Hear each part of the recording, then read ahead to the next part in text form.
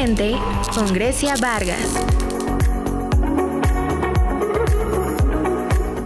Hola, bienvenido a tu podcast Íntimamente. Yo soy Grecia Vargas y el día de hoy tengo una invitada muy especial, Daniela Esquivel. ¿Cómo estás? Muchas gracias por acompañarme. Hola Grecia, estoy muy bien. Muchísimas gracias a ti por invitarme y la verdad es que estoy muy emocionada y muy contenta de poder compartir este espacio contigo.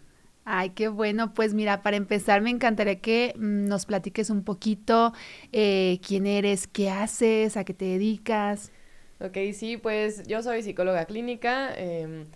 Estudié en la Universidad Nacional Autónoma de México y después me pasé a una maestría en terapia cognitivo-conductual. Me he formado mucho en terapias contextuales, en análisis de conducta, que seguramente no conocerán mucho eso porque no es muy hablado cuando hablamos de psicología para personas que no tienen por qué saberlo. Entonces, bueno, ese es generalmente a lo que me dedico. Y pues bueno, me dedico a la docencia, me dedico a la clínica y me dedico también pues un poquito a la investigación. Entonces eso es lo que yo hago. Ok. Oye, ¿y cómo es que comienzas este interés por la psicología? Pues la verdad, mucha de mi familia es psicóloga, entonces ahí yo ya tenía como la espinita. La verdad es que me decidí ya cuando tenía que meter mis papeles a la universidad, inclusive lo cambié a último minuto porque yo quería otra cosa, pero al final de cuentas dije, bueno, mi hermano me dijo, escoge algo que tú te gustaría leer toda tu vida. Y entonces fue ahí cuando cambié de opinión y dije, no, pues la psicología es lo que a mí me gustaría leer toda mi vida y la verdad es que ahora veo que no me equivoqué, que es lo mejor que me pudo haber pasado y sí creo que está aquí completamente mi vocación. Oye, es que estoy de acuerdo con eso, o sea, la psicología es algo que yo también puedo leer y puedo también en películas y siempre quiero estar viendo como cosas de psicología y no me canso de la psicología. Sí, que es muy interesante y que está en todo lo que hacemos, está en todo lo que podemos vivir en nuestro día a día y creo que la información nunca acaba y nunca puedes dejar de aprender, entonces bueno, a mí me encanta y me apasiona mucho el tema, la verdad. No, pues yo también. Y ahora, el día de hoy, les vamos a platicar un poquito sobre red flags en la psicología, que me parece súper importante porque, mira, veo que a partir de la pandemia como que hubo un antes y un después respecto a la información que se comparte tanto en redes sociales como ya la gente tiene más conciencia de que es importante la psicología, que es importante la salud mental, ¿no? Como que fue la pandemia y todo el mundo de que, oye, la salud mental es importante. Claro. Pero al mismo tiempo como que aumentó muchísimo la desinformación. Yo diría que hay más desinformación, demasiada, bajo el título de psicología, de psicólogos, cuando en realidad no es psicología, no son psicólogos. Y esto confunde muchísimo a las personas y esto es algo súper grave. Entonces, por eso quiero que platiquemos un poquito sobre esto. Sí, yo creo que es un tema muy interesante porque creo que se están dando dos cosas, ¿no? Una, que como tú dices, la demanda empieza a aumentar, que la psicología se empieza a normalizar, que el ir al psicólogo se empieza a poder hablar en pláticas cotidianas, inclusive lo he escuchado muchísimo en fiestas, por ejemplo, ¿no? Que de repente todo el mundo empieza a hablar de su psicólogo, ya normalizamos todo ese tipo de conversaciones, por lo menos en ciertos contextos, generalmente en personas jóvenes es mucho más común, pero al mismo tiempo creo que no hay una regularización, ¿no? De lo que es la profesión, y de repente podemos encontrar personas que a lo mejor no están lo suficientemente formadas, que de repente pueden vender algo que no es correcto o que ni siquiera tiene alguna evidencia. Entonces sí siento que a mí me da mucho coraje porque de repente creo que puede haber personas que den esta primera oportunidad a la psicología después de todo el estigma que hay alrededor de ella y que pues de pronto te encuentras con cosas que pues que puede ser inclusive contraproducente, algo Exacto. Que lejos de ayudarte te empeore a lo mejor alguna problemática que tú tienes. Entonces yo creo que es muy importante identificar estas cosas, ¿no? No, sí, totalmente. Y es que mucha gente pues ni siquiera tiene ni la formación, ¿no? Como psicólogos y pues se ponen este título. Entonces creo que es importante como pues empezar un poquito por ahí, ¿no? O sea, ¿cuáles serían estos indicadores de que, oye, es que cómo saber quién sí es psicólogo, quién sí tiene una formación profesional, quién sí está capacitado y quién no? Algo tan simple como, a ver, muchas veces he escuchado gente que me ha dicho, o también en redes sociales, en comentarios de que, ay, no, yo no creo en la psicología, ¿no? Lo que te decía hace un rato, hay gente que no cree en la psicología y yo digo, pues ni que fuera religión, o sea, la psicología pues es una ciencia, ¿no? Pero El problema es que yo entiendo que por tanta gente que bajo el título de psicología ejerce como terapeuta o comparte contenido en redes sociales cuando en realidad no tiene nada que ver con la psicología, y por eso la gente escucha eso y dice, ay no, eso está muy raro, yo no creo en eso, porque se escucha como si fuera algo mágico, religioso, milagroso, la psicología, y no es así, nada tiene que ver con esto. Exactamente, y que creo que eso de darte cuenta es en el mejor de los casos, porque muchas veces tú te aproximas con un especialista de la salud o que aparentemente es un especialista de la salud y pues tú no tienes por qué saber, digo, tú como población general no tienes por qué saber realmente qué características tiene que tener un terapeuta, o no tendrías por qué andar fijándote o tener tanta cautela con algo cuando tú estás pagando un servicio, pero lamentablemente sí creo que son los menos, la verdad yo sí podría hablar que son los menos los profesionales de la salud que realmente trabajan de la manera en la que debería trabajarse y que tienen este cuidado y esta responsabilidad y esta ética al momento de ejercer. Entonces, sí creo que es muy importante. ¿Cuáles serían los puntos claves? Yo creo que el principal sí es fijarnos que la persona a la que le vamos a solicitar este servicio realmente es psicólogo o psicóloga, o sea, que realmente nos pongamos a investigar qué formación tiene, en dónde estudió, qué estudió, porque de repente sí creo que puede haber esta apropiación de profesiones y de repente personas que no tienen una formación o que tomaron un cursito, o inclusive lo he visto mucho en psiquiatras, que de repente se apropian de la profesión y empiezan a dar consultas como si fueran psicólogos, y creo que o sea, son campos que están interrelacionados, pero no necesariamente tendrían por qué ocupar una profesión que no es la suya, ¿no? Entonces yo creo que sí es muy importante como primer punto, sí fijarse que es psicólogo, sí, psicóloga. Que aquí me parece, me gustaría darle un paréntesis, porque la gente como que asume que psicólogo y psiquiatra es lo mismo, o a veces no, es que psiquiatra es mejor, no sé qué, a ver, son cosas muy distintas. Hay que aclarar que un psiquiatra no es un terapeuta. Claro. Y no tiene la formación para ser un terapeuta, no tiene la capacidad para terapia, son cosas muy diferentes. Bueno, al menos que también estudie, ¿no? Como tal, una maestría, por ejemplo. Claro. Pero la mayoría, pues, solo son psiquiatras, o sea, sí. no psicólogos, no terapeutas. Exacto. Sí, creo que la mayoría no tienen esta formación y que de repente, pues, pareciera que sí. Y claro, pues, juegan también con la desinformación y con que las personas confían, porque está bien que confíen, ¿no? Pero también nosotros deberíamos ser más cuidadosos al momento de ejercer. Desafortunadamente sí, o sea, ya la experiencia, lo que hemos visto, pues nos ha orillado a eso, a ser desconfiados y a ver de que, bueno, pues mínimamente la cédula profesional, claro. ¿No? Ahorita es muy fácil, ¿no? Ver en internet, claro. Buscar, no pones el nombre de la persona y a ver, ¿tienes cédula para empezar? Claro. ¿Y de qué tienes cédula? Como tú dices, hay gente que estudia nada más un cursito y ya se pone el título de psicología. Yo estudié un curso de coaching de, no sé, una semana, un fin de semana, exacto. Y ya doy terapia. No funciona así, ¿no? Claro, y que yo creo que esa es la segunda bandera roja que podemos encontrar, ¿no? O sea, cuando la persona a lo mejor sí es psicóloga y está formado en ello, pero a lo mejor el modelo que utiliza no es el modelo que nos sirve. Por ejemplo, tú hablabas ahorita de coaching, el coaching no tiene realmente una evidencia científica, una evidencia empírica, por lo tanto no podemos estar asegurando que funciona o por qué funciona.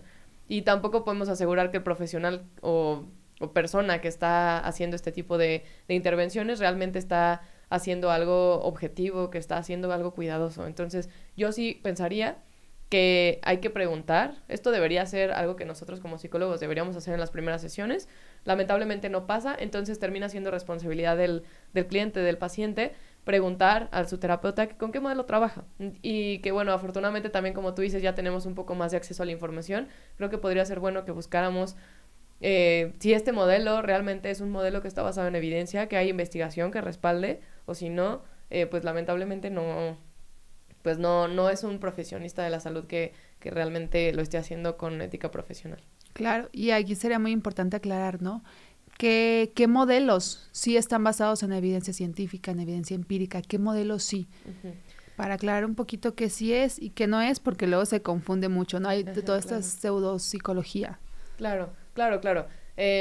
Pues cuando hablamos de modelos basados en evidencia, lo que más respaldo empírico tiene son las terapias de conducta, que seguramente habrán escuchado algunas de ellas, que son pues análisis de conducta, que es terapias cognitivo-conductuales o son terapias contextuales. Entonces, estas son, a mi parecer, las que podrían tener un mayor nivel de eficacia y efectividad, dado todo este marco teórico, filosófico y estudios científicos que lo respaldan.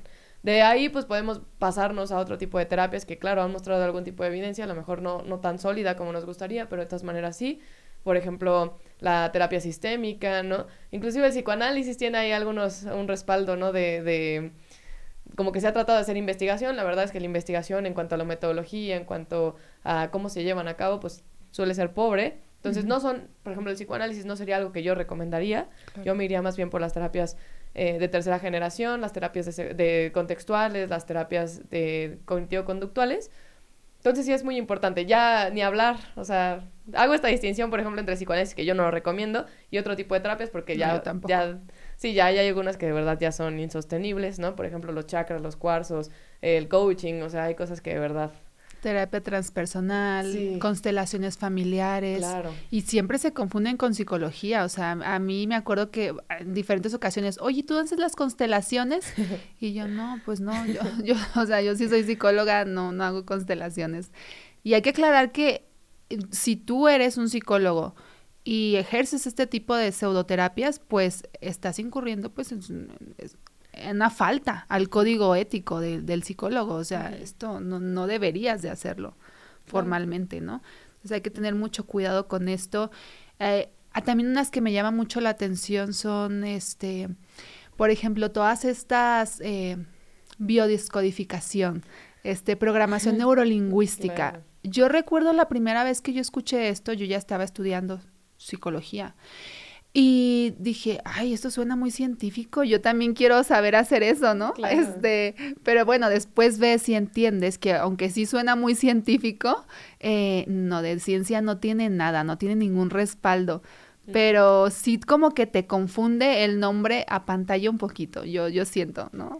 Claro, y que creo que esto es parte de lo que han sabido hacer y a mi parecer muy bien, porque la gente habla, yo creo que más de este tipo de intervenciones que de cualquier otra, y de repente pues escuchas, ¿no? Por ejemplo, la programación neurolingüística, ocupan el término de neuro para acercarse un poco a una forma científica de entender el comportamiento, de hacer una intervención, cuando realmente, como tú dices, no tiene nada que ver.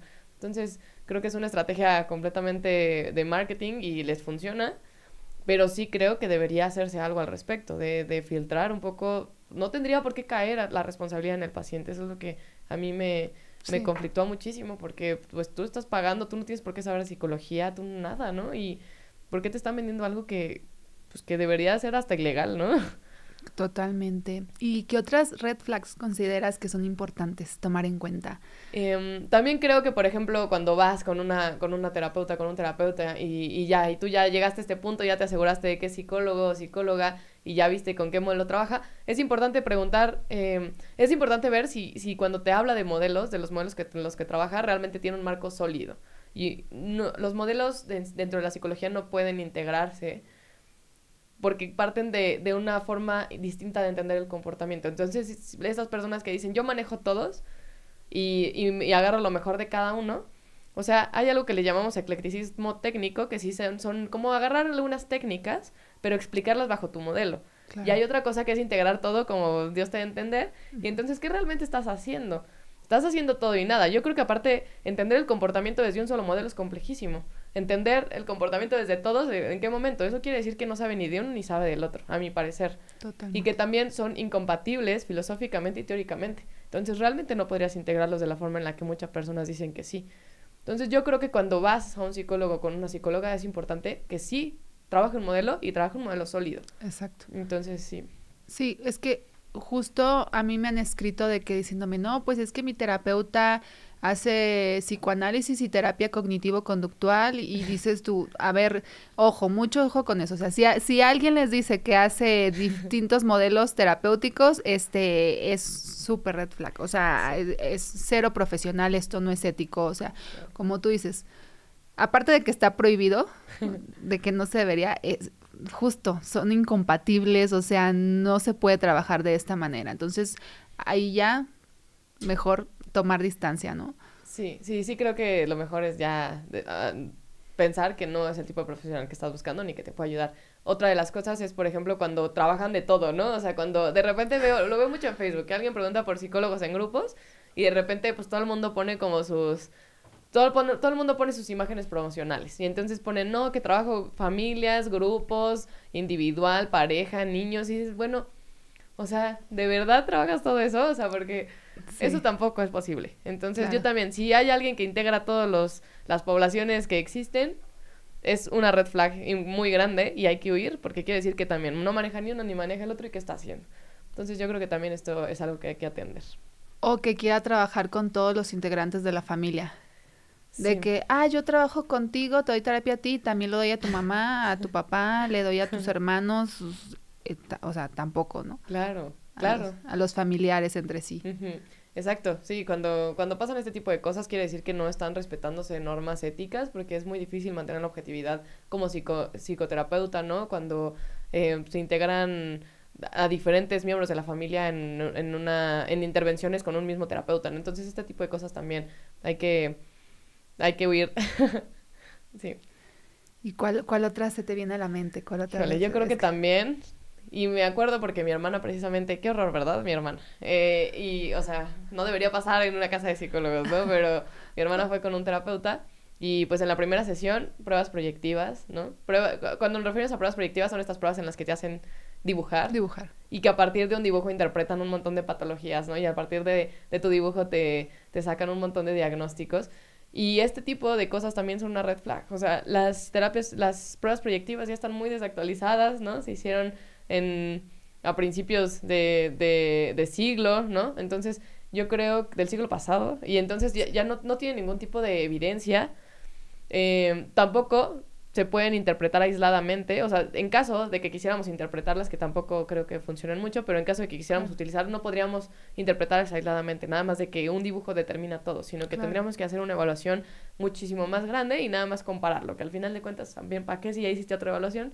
Pero bueno, esto también, si pasan este tipo de cosas, también huye en cuanto puedas. Sí, o que te diagnostiquen en la primera sesión, ¿no? De que no, es que tú tienes bipolaridad tipo 2 y que te están poniendo ya la etiqueta, mal vas llegando. No, sí, es que mi psicólogo me dijo en la sesión, sí, lo que yo ya sabía, que tengo depresión.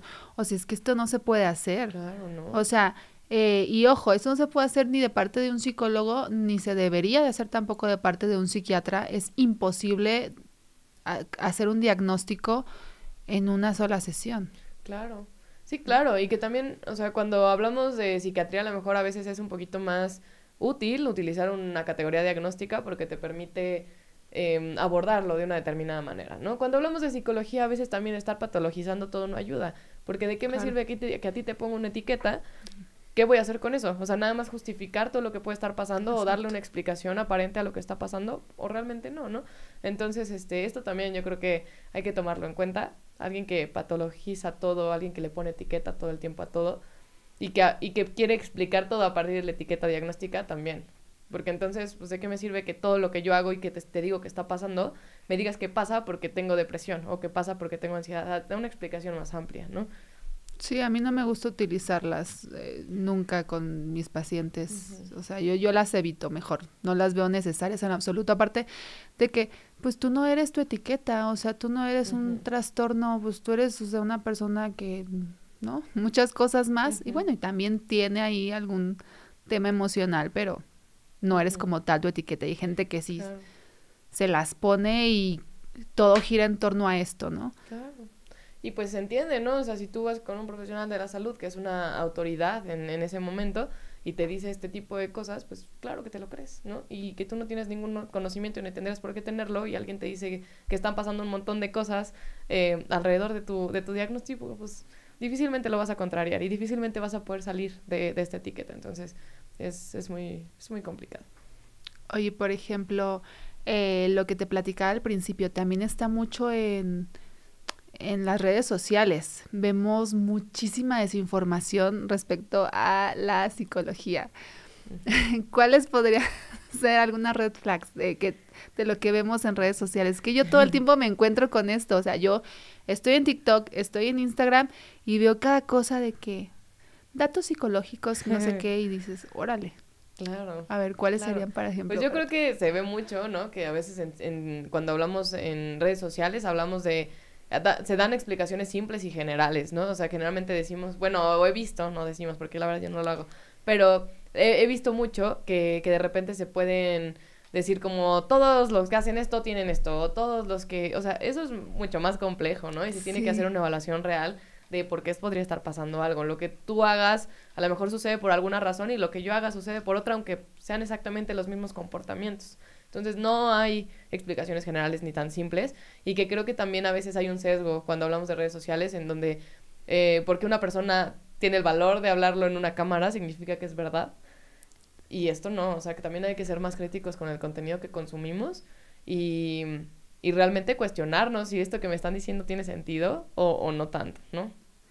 Sí, y es que es difícil porque también hay un sesgo cognitivo, porque la persona que comparte pues lo dice desde su supuesta posición de autoridad y de supuesto profesional de la salud mental, y además lo dice con mucha seguridad, y como que de repente mezcla unos terminología que suena científica y dicen otras cosas súper absurdas. Entonces sí es un sesgo que la mayoría de las personas pues cae, porque dices, bueno, pues, se ve muy profesional todo esto, yo le creo. Entonces sí hay que tener mucho cuidado, pero como tú dices, este ejemplo, ¿no? Si alguien te hace una pregunta, oye, ¿por qué me gusta tomar agua?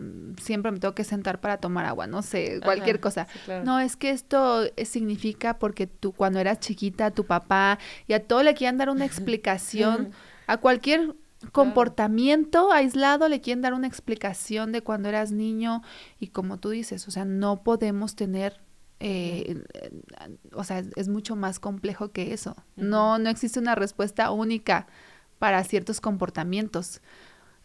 Todo es multifactorial, o sea, todo va a depender de cada caso en particular. Entonces, si alguien les quiere dar una explicación del por qué están haciendo algo, eso no es psicología. Exacto.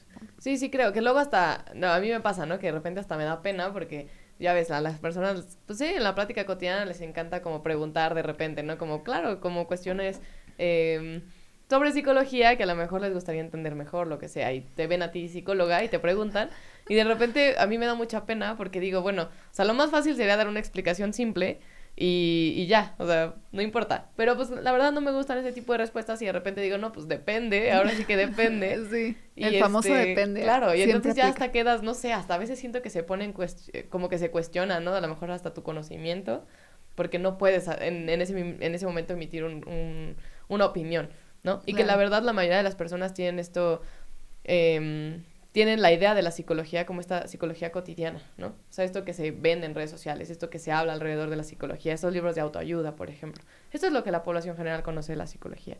Es muy difícil que entonces en una plática común a veces tú puedas meter otro tema o meter una forma distinta de entender el comportamiento, porque, pues claro, choca con un montón de creencias que tienen las personas que se han gestado alrededor de un montón de años, ¿no? Entonces, pues sí, creo que es difícil y es un proceso complicado el cambiar la idea que puede tener las personas, y por lo mismo que enseñar a identificar este tipo de cosas, ¿no? Sí, pues es que es una realidad que estamos en esta era de la inmediatez. Todo lo queremos de un momento a otro, incluso, ¿no? El por qué suceden las cosas, que también lo vemos en redes sociales, que te ofrecen como que respuestas inmediatas, pero bueno, la realidad es que no funciona así. Y lo mismo también en las terapias. Esa puede ser otra red flag si vemos justo a alguien que te ofrece resultados con un retiro, con un, Claro. 2-3 días de, vamos a tener estos cursos y entonces vas a sanar. Pues no funciona así. Claro. O sea, ¿no? De que todo lo que sea inmediato suena muy atractivo, pues obviamente todos quisiéramos resolver todos nuestros problemas emocionales en un curso, en un retiro espiritual, en una sesión. Y hay gente que te lo promete y tú dices, oye, suena muy bien. Y con el psicólogo me va a hacer estar ahí un montón, o sea, Sí, claro. no hombre, pues yo prefiero yo porque voy a ir a gastar más dinero allá, o sea. Exacto. Sí, claro. Y que creo que al revés, ahorita que lo estás diciendo, como que lo pensé, al revés también, o sea, de repente hay intervenciones psicológicas que duran años. Tampoco. O sea, y que duran mucho tiempo. Yo he visto personas que llevan 10 años con su mismo terapeuta y que no han logrado ni siquiera un cambio. O sea, este tipo de cosas también hay. Cuando nosotros vamos con un terapeuta hay que estar siendo también muy críticos con su trabajo, ¿no? Y entonces estar evaluando, ¿realmente está viendo un cambio? ¿Realmente me está sirviendo de algo? ¿Me está ayudando de la manera en la que me dijo que lo podía hacer? Porque si vemos que ya pasaron 6 meses y no he visto ningún cambio, pues tampoco va a pasar, ¿no? Claro, sí. Definitivamente, eso es hay que tomarlo mucho en cuenta. O sea, no debería de durar tanto tiempo un proceso terapéutico, no está bien, por muchos sentidos no está bien. Entonces, el tiempo, pues claro, va a variar, pero tampoco es que debería durar tantos años. Sí, creo que no. ¿Cuál crees tú que sería como el límite de repente? Pues sí, creo que ahora sí que depende otra vez. Depende mucho de lo mejor de lo que se esté buscando, pero inclusive con trastornos que cuando hay una categoría diagnóstica, por ejemplo, de trastorno límite de personalidad, vemos cambios inmediatos, ¿no? Y eso que son cuestiones, son comportamientos generalmente, más bien este trastorno está asociado con comportamientos complicados. Y vemos cambios inmediatos, ¿no? Cuando hacemos una intervención basada en evidencia. A lo mejor lo que cuesta trabajo es un poquito mantenerlos o cuesta un poquito de trabajo generalizarlos, ¿no? Como pasarlos a diferentes contextos, pero los cambios deben ser inmediatos, ¿no? O sea, por lo menos, no en todo, pero sí en ciertas cosas, que ir cumpliendo objetivos particulares desde un inicio. Justo, esa es la clave, definitivamente. Otra cosa que yo también veo en redes sociales es que comparten mucho, siempre están patologizando.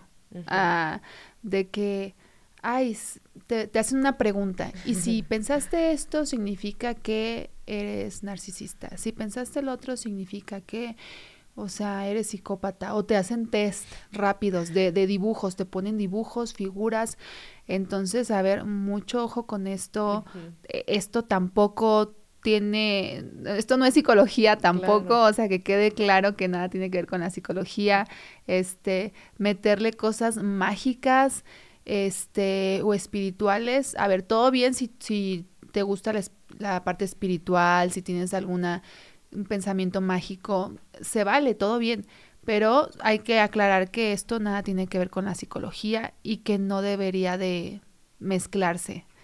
Entonces... Sí. Esto, o sea, por ejemplo, yo creo en Dios, pero esto no significa que yo voy a utilizarlo como si fuera un recurso terapéutico, como una intervención terapéutica, ¿no? De que, no es así como funciona, porque eso no es psicología. Entonces creo que hay que tener ahí mucho cuidado con esta parte. Exacto. Sí, creo, como que no... como que cosas aisladas que claro que podemos utilizar o que claro que nos pueden ayudar en ciertos momentos, ¿no? Por ejemplo, creo que las personas que somos religiosas a lo mejor en cierto momento podemos apoyarnos de algunas cosas y claro que ayuda a nivel emocional, ¿no? Pero esto no significa que estés haciendo psicoterapia o que puedas sustituirla una cosa por otra. Entonces sí es importante que dejemos que las personas que han estudiado el comportamiento, que han estudiado la salud mental, se encarguen de este tipo de cosas, porque es mucho más fácil lograr objetivos y cambiar las cosas que no queremos que sigan sucediendo, ¿no? Oye, Dani, y entonces platícame, ¿tú practicas algún deporte? Sí, la verdad es que siempre he sido una persona a la que le gustan mucho los deportes. Lo que más he practicado es fútbol. Empecé como desde los 4 años a jugar fútbol y siempre me ha gustado mucho. También voleibol, un tiempo estuve en natación. Yo también, voleibol y natación. Ok, son deportes muy bonitos. Y pues donde me pongan, o sea, hace poquito voy a iniciar un equipo de tocho con un amigo, o sea, la verdad yo siempre ando buscando dónde meterme a hacer deporte porque la verdad sí me gustan mucho. ¿Qué te genera a ti el deporte? A mí me gusta mucho la satisfacción física de estar haciendo algo, como el sentir que estoy corriendo, que estoy haciendo algún tipo de actividad, pero también generalmente me gustan mucho los deportes de equipo porque me gusta mucho como la convivencia, me gusta mucho el apoyo, me gusta mucho la complicidad, entonces pues yo creo que eso es lo que más me agrada de los equipos.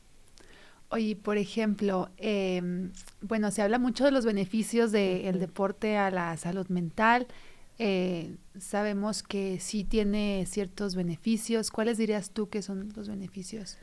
Ajá, pues cuando hablamos de ejercicio, ¿no? Cuando lo hablamos, por ejemplo, desde la neurociencia, pues hay un montón de cosas que se ponen en marcha cuando hacemos ejercicio y que están asociados con una satisfacción emocional, ¿no? Con sentir placer, con sentir bienestar, pero creo que al mismo tiempo están asociados con otro tipo de cosas que a lo mejor si lo sacamos un poquito de la neurociencia, pues también es esto, ¿no? De compartir con otras personas, es salir de tu casa y hacer actividad, es notar cambios en tu cuerpo, el plantearte objetivos y lograrlos, Claro. el sentido de competencia. Hay un montón de cosas que creo que te puede beneficiar, el estar en un equipo, el hacer algún tipo de ejercicio, inclusive el gimnasio, ¿no? O sea, de pronto empiezas a notar cambios, a mí, por ejemplo, me ha funcionado mucho el gimnasio porque establezco una rutina y eso, tener una rutina siempre ayuda. Claro. Y no solo es una rutina de voy a tal hora al gimnasio, sino que pues tengo que dormir bien y aparte tengo que establecer tiempos para comer bien. O sea, creo que en muchos sentidos puede funcionar bastante bien hacer ejercicio. Totalmente, ¿no? Y esto de establecer una rutina, porque de repente escuchamos mucho de que hay que salir de la rutina. O sea, sí, pero también es bueno y es sano tener ciertas rutinas, nos da como esta estabilidad y esta seguridad, Claro. ¿no? También por una parte. Uh-huh. Oye, por ejemplo, por otro lado, yo veo mucho en las pláticas que he tenido aquí en los podcasts con deportistas y con la gente que conozco, seguramente tú también lo has escuchado, que dicen, no, pues es que para mí el ejercicio es mi terapia, es terapéutico. ¿Tú qué opinas sobre esto? Yo creo que el ejercicio, como ya decía, ayuda en muchos sentidos, pero también creo que tampoco es una forma de sustituir una cosa por otra y que creo que a veces se plantea de esta manera, ¿no? Que muchas veces, o sea, creo que hay que diferenciar nosotros mismos, ser autocríticos y observarnos cuando realmente el hacer algún tipo de actividad está sirviéndome para, no sé, relajarme o para sentirme más motivado o para sentirme mejor físicamente, lo que sea, y cuando realmente estoy utilizando este tipo de actividades para evadir una cierta problemática o inclusive una emoción, ¿no? Que de repente ves que la persona no puede contactar con ciertas emociones y lo que hace es irse a hacer ejercicio. Está bien para distraerte, pero ¿en qué momento realmente vas a contactar con eso y vas a gestionar tu propia emoción de alguna otra forma, ¿no? Entonces sí creo que es importante hacer esta distinción entre cuando es meramente una evitación y cuando podemos sacar como estos aspectos positivos del ejercicio. Y esto lo veo yo muchísimo en terapia. Veo con mis pacientes que se sienten súper mal, de que no, es que estoy muy triste y me pongo y me voy a hacer ejercicio. Uh-huh. Entonces, ok, sí, el ejercicio todo bien, muy sano, pero aquí no lo están usando por salud, sino por estar evadiendo y que finalmente te ofrece un alivio inmediato. Porque, a ver, o sea, te estás sintiendo súper ansioso en ese momento. Y de repente te pones a hacer ejercicio y entonces evades esa ansiedad, la eliminas de momento. Pero sabemos que a mediano y a largo plazo es aún peor, ¿no? Entonces creo que es muy importante aclarar este punto, ¿no? Claro. Creo que puede ser un muy buen recurso. Por ejemplo, yo trabajo mucho con población con riesgo de suicidio y autolesiones. Entonces, de repente lo podemos utilizar bastante bien cuando las personas son deportistas, cuando las personas han notado que cuando hacen ejercicio disminuye el malestar. Lo utilizamos como un plan de seguridad. Como, bueno, ¿qué pasa si en lugar de... como una forma de tolerar el malestar que están sintiendo? Pues si ahorita no lo puedes tolerar de alguna otra forma, claro, puedes hacer ejercicio. Pero lo importante es resolver después. O sea, ¿qué va a pasar después de que... O sea, no puede ser un paliativo todo el tiempo, sino más bien... que puedes bajar la emoción, puedes bajar el malestar asociado en este momento, pero después cómo lo vas a resolver. Entonces, pues creo que sí hay que explorar en cada caso particular para qué me está funcionando el ejercicio, si realmente lo puedo ocupar o mejor no. O sea, o no de esta manera, sino más bien desarrollar nuevas habilidades que me puedan funcionar también para esto. Como de acuerdo a la situación, ¿no? Dependiendo. O con el tema de autolesiones también puede ser de momento algo que sustituya una conducta que te está perjudicando más, pues por el ejercicio, ¿no? De momento puede ayudarnos, pero pues sí es importante, justo como tú dices, después pues observar qué está pasando y pues gestionar estas emociones que estamos viviendo, que a diferencia de que mucha gente como que ve que hay emociones buenas y hay emociones malas, ¿no? O sea, pero en realidad, pues no hay ni emociones buenas ni hay emociones malas. Unas sí son más cómodas que otras, Exacto. pero pues todas son necesarias al final, ¿no? Exacto. Y que creo que también se puede utilizar, o sea, si queremos utilizar como los deportes en un aspecto terapéutico, también lo podemos utilizar pensando que generalmente la forma en la que nos comportamos en ciertos espacios es la forma en la que nos comportamos en otros, muy probablemente porque tenemos las mismas habilidades. O sea, claro que hay distinciones y claro que solemos comportarnos distinto, pero muchas veces lo compartimos. Entonces, lo que yo aprendo en un contexto lo puedo empezar a extrapolar al otro. Si yo aprendo a tolerar el malestar, por ejemplo, en un partido de fútbol, o yo aprendo a tolerar el fracaso, yo aprendo a perder, muy probablemente lo pueda extrapolar a otros espacios, ¿no? Y al mismo tiempo igual, o sea, por ejemplo, hoy hablaba, precisamente hoy hace ratito hablaba con un psicólogo del deporte y él me comentaba, ¿no? De una chava con la que estaba trabajando y que decía, bueno, es que como en su casa todo el mundo la atiende y todo el mundo le dice que es la mejor y todo el mundo eso, pues claro, espera lo mismo cuando yo como su entrenador deportivo le pido otra cosa. Y entonces, pues claro que no me va a hacer caso. Entonces, es lo que le decíamos, ¿no? O sea, claro que una cosa que se aprendió en un espacio se puede extrapolar al otro, pero al mismo tiempo puede ser al revés. Entonces, ¿cómo vamos a ocupar los deportes, cómo vamos a ocupar los entrenamientos para desarrollar habilidades que me pueden servir no solo en este espacio, sino en mi vida cotidiana, ¿no? O también funciona luego para desarrollar habilidades sociales, ¿no? Hay gente que pues no tiene nada de habilidades sociales y luego es un buen hábito para comenzar a desarrollar las habilidades sociales. Yo creo que del deporte y más cuando se toma como desde esta parte del juego, ¿no? Claro. Es como una super oportunidad ahí cuando es algo en equipo, es una... Yo lo he visto con algunos pacientes que les ha ido muy bien cuando no tienen habilidades sociales también. Sí, creo que puede ser muy bueno también para generar sentido de pertenencia, por ejemplo, que de repente si no consideras que perteneces a ningún grupo social, el pertenecer a un equipo es un factor protector. Entonces se ha visto asociado con disminución de muchas problemáticas psicológicas, porque entonces ya tienes un grupo a donde perteneces y también un grupo que te tome en cuenta, un grupo a la que le haces falta, tienes un lugar dentro del espacio, entonces claro que funciona. Sí, que al final es parte pues de las necesidades que todos tenemos, ¿no? De pertenecer, de de reconocimiento también, es algo importante para todos. Oye, ¿y algo más que te gustaría agregar? No, yo creo que en general esos son los aspectos positivos que podemos encontrar en el deporte. Y que también, bueno, ligándolo un poquito con el tema anterior, también fijarnos, ¿no? O sea, cuando hablamos de psicología deportiva, a veces, pues es lo menos objetivo a veces que encontramos, ¿no? O sea, pocas veces se hace una psicología deportiva basada en evidencia, sino que muchas veces está ligada otra vez con el coaching, con cambia tu mentalidad, sí, es que, bueno, pues hay que ver realmente qué es lo que está operando, qué es lo que, entendiendo el comportamiento humano, o sea, qué es lo que está pasando que me está llevando a un comportamiento o a otro.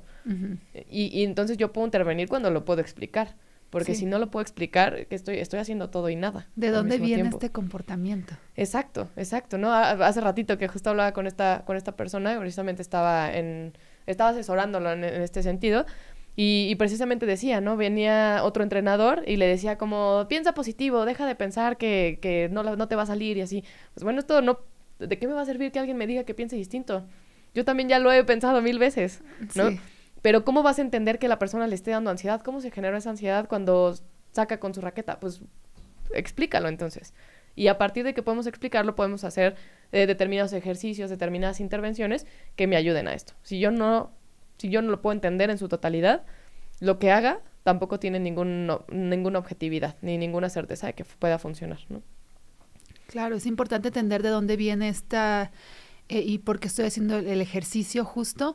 Y ahorita recordé, hace ratito que estuvimos platicando precisamente de cómo hay gente que utiliza el ejercicio pues ya de una manera, o el deporte, ¿no? De una manera ya muy obsesiva.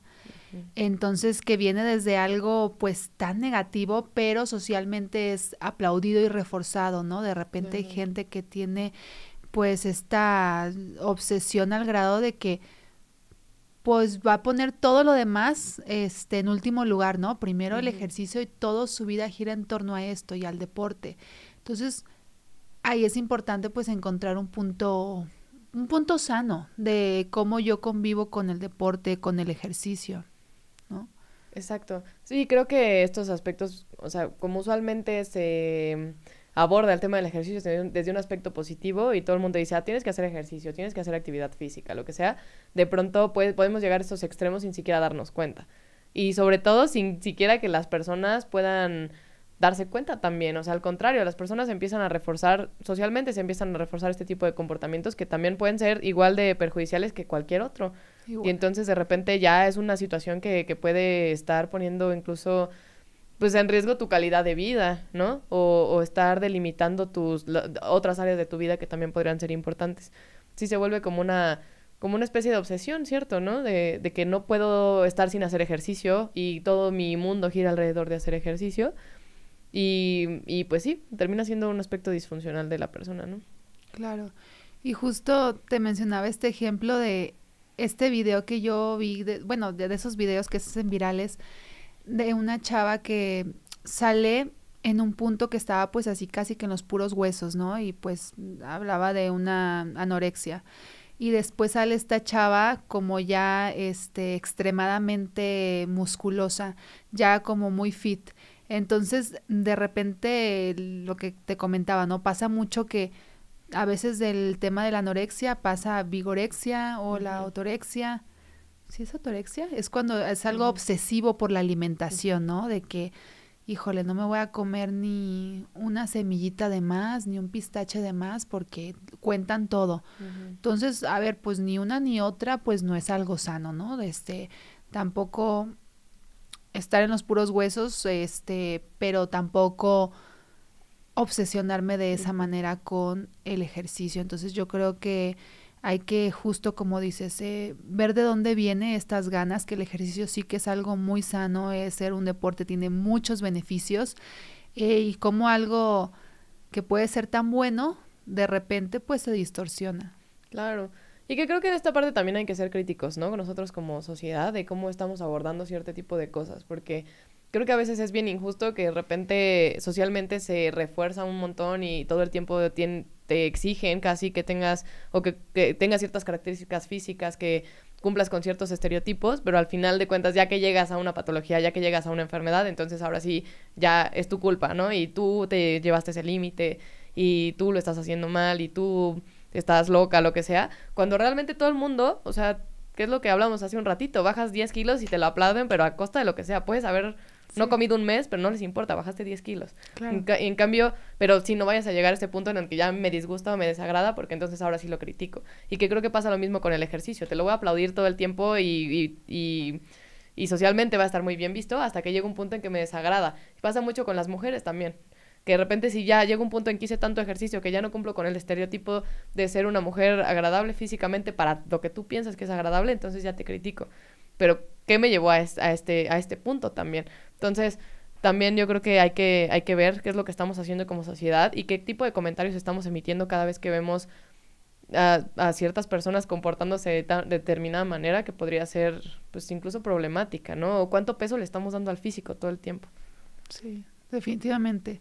Es nuestra responsabilidad como sociedad, pues de construirnos en este aspecto de la imagen corporal. Y es porque es algo que ya lo tenemos como muy aprendido, ¿no? Desde siempre, de cómo debería de ser los cánones de belleza y cómo debería ser un cuerpo y todo eso, y cómo es reforzado el tema del peso. Entonces, pues sí, hay que hacernos responsables de aprender a dejar de señalar, de juzgar y de empatizar con el otro y de no opinar sobre el aspecto físico de los demás. Que esto es algo que lo vemos pues siempre, ¿no? O sea, desde casa lo vemos, ¿no? O sea, eso generalmente con tu familia, ay, ya subiste, ya bajaste, y estos tipos de comentarios sí pueden hacer mucho daño. Claro, sí, claro, y de hecho los problemas generalmente de trastornos de conducta alimentaria se gestan en casa, de que son familias que muy probablemente te están exigiendo todo el tiempo que comas cierto tipo de cosas o que no comas otras, o que tienes que estar de determinada manera para ser agradable o para que pueda ser aceptado. Entonces, pues claro, o sea, me lo dicen todo el tiempo, ¿por qué yo en algún momento dejaría de creerlo? ¿O por qué yo pensaría diferente a cómo me dijeron toda mi vida que tenía que ser? Entonces, pues sí creo que hay muchas cosas que cuestionarnos a nivel familia, a nivel sociedad, a nivel personal también, de qué cosas de estas vamos a cuestionar, ¿no? Pues hay que seguir trabajando, responsabilidad de todos. Uh-huh. Y pues muchas gracias, Dani, mil gracias por acompañarme en este espacio y pues nos vemos muy pronto, yo espero. No, muchísimas gracias a ti, Grecia, me la pasé muy bien, está muy interesante tener este tipo de pláticas, entonces, pues de verdad muchísimas gracias, nos estaremos viendo en otro espacio, Grecia. Ok, hasta pronto. Bye, bye. Bye, bye.